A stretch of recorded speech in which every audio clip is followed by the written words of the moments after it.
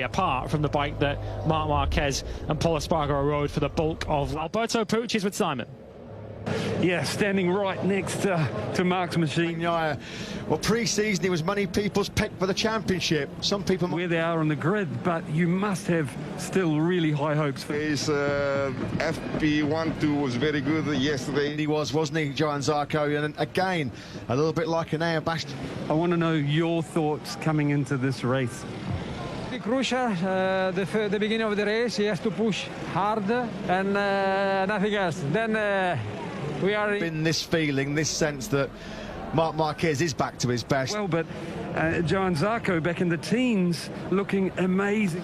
But Jack, Pecco and Johan, I think they can do very good. It's a good show for the spectators, maybe a little bit. Championship, Brad Binder. Oh, he looks like he's got a bit of a dry mouth there, doesn't he? Take some South Africa to witness this special moment. And keep an eye on this man, Marco Bezzecchi. On race journey to crown our 2022 Moto for the first time in 8 years, and can he return to the top of the MotoGP? Jack Miller going from the head of that second row in fourth place. He looks pretty cool and relaxed. But our first pole position in 2022 went to the Martinator. In history, Jorge Martin starts from pole position. Just wonder where there were the previous winners, of course. Yamaha did the double here 12 months ago. Fabio, great race pace. Lewis is so hard. We said it's going to be the closest most. Are going to be absolutely crucial. It is very difficult to look past Marc Marquez. On pole position for the 5th time in MotoGP. He comes to the lift off for MotoGP in 2022 in Qatar. Not a bad start for the poleman, Jorge Martin. The two factory Ducatis had terrible starts. Fabio Quartararo immediately ahead of both places. Lewis said the two factory Ducatis just completely missed the start. Already getting aggressive. Espargaro, he lost the position back to him again though after going at the inside, but dream ticket for the Red. Been on that medium Michelin rear tyre through that tyre torturing turn 11 there to pick off Quartararo. He's got underneath the Yamaha man in the final corner at turn 16. Pol Espargaro to take the lead back. Excellent first lap. Excellent start for Brad Binder. Enea Bastianini, who is the leading Ducati on the road. The Ducati's killer. Bagnai. He finished last season so strongly. Only down in 4th. Will they slow it down? Will they back off? Try and bunch up the group and then attack. Keeps them live. Already up to 4th. Pecco Bagnaia trying to make quick progress. That's him. That's the best lap of the Grand Prix we've seen so far. Fair play to the Italian. It's the only Ducatis behind him. He's got Alex Rins just closing in. Rins is one of those who are expected to make progress through this race. In 2020, he always found something. On Sunday, he had a bit of a sprint with his front wheel to Mir. There was Pol Espargaro then still in 6th place. Head of Fabio place on this lap. Here comes the Suzuki. We would not have seen this in the recent years. Will be a Suzuki night device. That Suzuki, without any question, is back as a championship contender this year. Ring wide open, but so far he's holding firm in 3rd place. So far, so good for Suzuki. Then they've got that metal throttle connection. They've got more mechanical and electric. Marc Marquez did show a wheel, of course, early on in the race. He did go past at the start of the 2nd lap, ran a little bit wide. He's nobody behind Pol Espargaro. They don't need to do anything.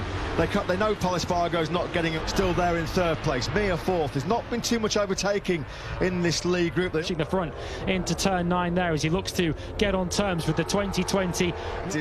Down to 14th. In fact, he's just been passed by both Miguel Oliveira, like Martin and Bastianini, already making public declarations. We want Miller's ride. You would not have seen that over the last few years. A Ducati not able to outdrag a Suzuki like he has. Yeah, gone in way too hot. He was never going to stop that, thankfully. A little bit earlier this evening. Touching on the rookies, we mentioned Marco Bezzecchi, who's ahead of Jack. Of the inside line, and he eases by Marc Marquez on the brakes into the 1st corner. So not at the 1st corner in the Grand Prix of Qatar last year, so it's an easy mistake to make. Simon, down to you. So working, they can't stop. Yeah, all that dirty air around the wings. Yeah, good point, Simon. I'm sure wherever you are in the world watching from the sofas on the virtual fan. Miller, he's dropped right the way down to last position now. He's 2 seconds even behind Raul Fernandez at the back weekend. Bezzecchi has dropped off the tower on the left-hand side of the screen, so we think something may have gone wrong. Problem on the right-hand side of his tyre. It was almost launching him to find out exactly what happened to Jack Miller. Bad start to the year for. Absolutely. Well, he's leaving himself a little bit of work to do at the moment. He's only a second off the lead at the moment, although that top. Well, in the early stage of this Qatar Grand Prix, I don't think anybody would have thought pre-season. That's cruel luck for Jack Miller, really unfortunate for him. Now we're looking back at Alex Rick of the factory Ducati garage. Clearly there's been a problem that there's not of his doing. Well, his teammate Marc Marquez, will that still give up good grip at the end of the race? Brad Binder perhaps more pace. The likes of Zarco and Morbidelli further back are in the 54s, but they're way out of contention at the moment. Yeah, I suppose the big he in turn then's got about 4 tenths back to Martin. Starting sector 1. So who will be lost in the first sector, or will somebody just run wide going into that third?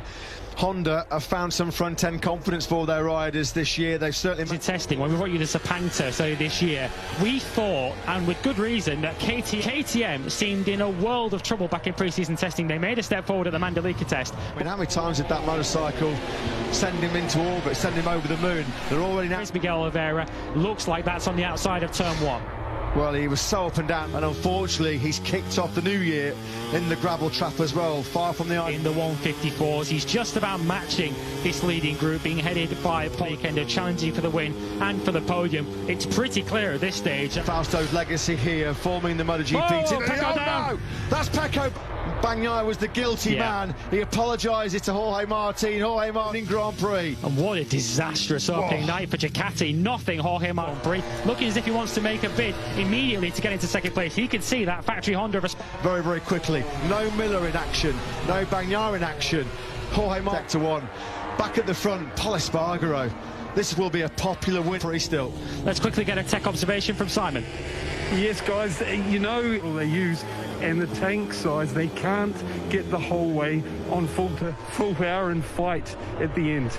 Yeah, thanks to that, Simon. You just wonder now, with the thing wrong with the top speed of the cage. Again, we know that. We saw it in Mugello last year, but Bastianini swing on their 2021 bike with the Gresini team, who of course have gone fully independent. Moment there on the front end for Enea Bastianini going into turn 6. He ran it a little bit wasting as well, so Enea Bastianini is still, of course, doing an amazing job. Absolutely awesome job. Can he find a way to get back on par with Pol Espargaro? On the side, that really hurts, enough to put you out for a few races. Yeah, it's off the lead and simply unable to match the pace of these guys at the front. But those two, of course, had a historic, memorable French 1-2 in the Grand Prix of Doha class. He came to this team to do this. He said last year it was a dream of the season. Yeah, he's just holding that gap at the moment on this lap. It started the lap at 0.9 of it. Side is he? No, not quite, of Marc Marquez. But that Aprilia that impressed us through pre-season testing side of the track to hold off Pol Espargaro. But we are potentially looking to bid early. GP since Nobuatsu and Takuma Ryoki at Imola back in 1996. 6 laps to go, 5.5 to go. Binder at the moment looks. Espargaro up the inside, and he leaves an elbow on Marc Marquez. He was the master of tyre preservation. How many times did he come from so far back? He's just to cling on here to what will be a famous victory. On course though for an emotional win will be. Now he's going to try and use a bit of Ducati power, or will he try and attack before turn 16 and then come through the fast right-handers? Pol Espargaro still standing firm. A bit of a twitch there on the front. Get back past. Does he have any grip on the brakes to get past? No. Bastianini gets his stop to Pol Espargaro. Brad Binder's in second. Pol Espargaro's got back on in third. He's just managed. Corner. Pol Espargaro was desperately trying to resist. He just got a bit of slipstream. Was set up by Fausto Gresini before he tragically lost his life. Has just kept himself in the fight. He's not faded like we thought he might with those the podium in this season opener. I'll be gobsmacked if there's any fingernails left in that. Enea Bastianini can hang on. He looks so good. He looks so comfortable. Let's go with Dotti. Absolutely. This was a circuit that it's a circuit that historically really good. Bastianini 1.2 seconds clear. The race-winning challenge, the podium. One of the battles that I think we will be seeing on this final lap is between the two Espargaro brothers. Here the tears are already flowing.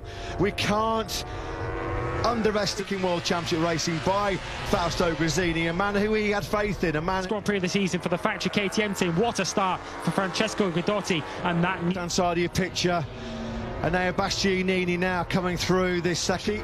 He topped the leaderboard in that official test in Sepang. He said all along this new bike. Right the way down to the checkered flag, but only 2 more corners to go.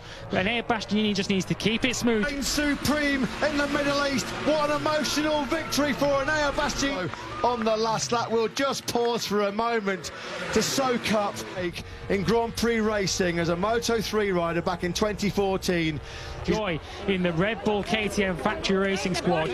We could look back 1 year ago, what happened to us. This is in one side of the pit lane for Gresini, frustration, Fabio Quartararo. Absolutely insane. And the podium, his son Max certainly enjoyed it. And what about that?